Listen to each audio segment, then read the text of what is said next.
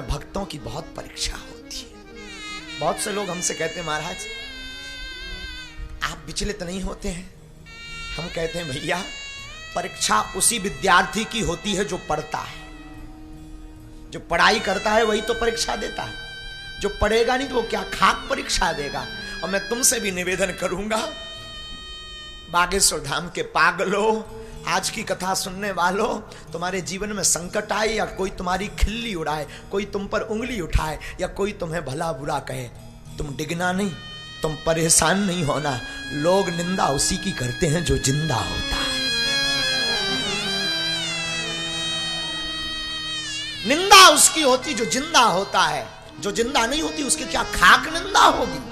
और बुरा मत मानना, भक्तमाल की एक बात हम तुम्हें करोड़ों की बता देते हैं। भक्तमाल के प्रथम खंड में एक जगह वर्णन आया हुआ है। क्या वर्णन आया? भक्तमाल कहता है निंदक, जैसे साधु कहते हैं निंदक नीरे राखिए, निंदक को नजदीक क्यों रखना चाहिए? याद रखना, बालक का मल कौन साफ करता है? बालक की मां। हाँ जी अना जी, बालक अगर गंदगी कर ले तो मां उसके मल को, मूत्र को साफ करती है अपने हाथों से। तो ध्यान रखना, शरीर में जब बालपन में गंदगी लग जाती है तो मां हाथ से साफ करती है। जवानी में जब कोई गंदगी लगाने का कोशिश करता है या गंदगी लग जाती है तो निंदा करने वाला अपनी जीभ से साफ करता है। घबराना नहीं, उसको उल्टा थैंक यू बोलना, उसको उल्टा धन्यवाद बोलना, उसको उल्टा साधुवाद बोलना, क्योंकि निंदा करने से सुधार होता है। निंदा करने से कमियों का पता लगता है। कोई निंदा करे तो पता लग जाता है ये कमी है, इसको सुधारना है। कोई निंदा करे, याद रखना निंदा से घबराना नहीं। जिस प्रकार मां अपने बालक का हाथ से मल साफ करती, निंदक अपनी जीभ से उस व्यक्ति के गुणों को और निखारता है।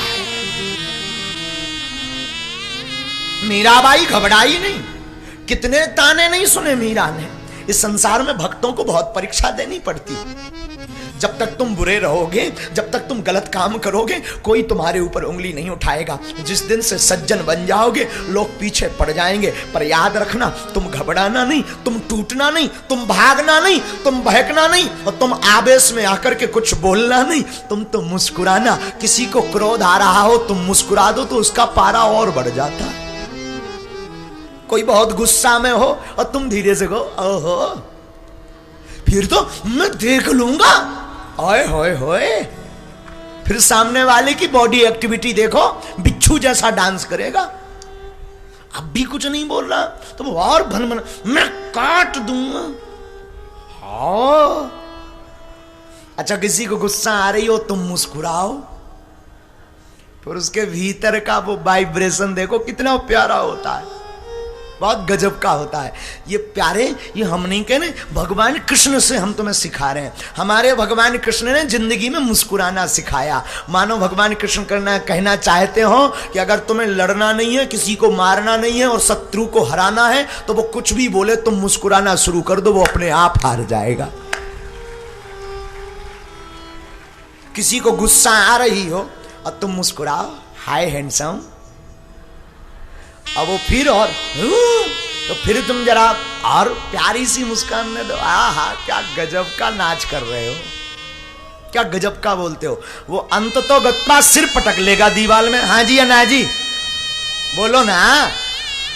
तो लड़ाई तो की नहीं आपने, उसको आपने मुक्का तो मारा नहीं, उसके लिए आपने वीडियो तो बनाया नहीं, क्या किया? मुस्कुरा दिया।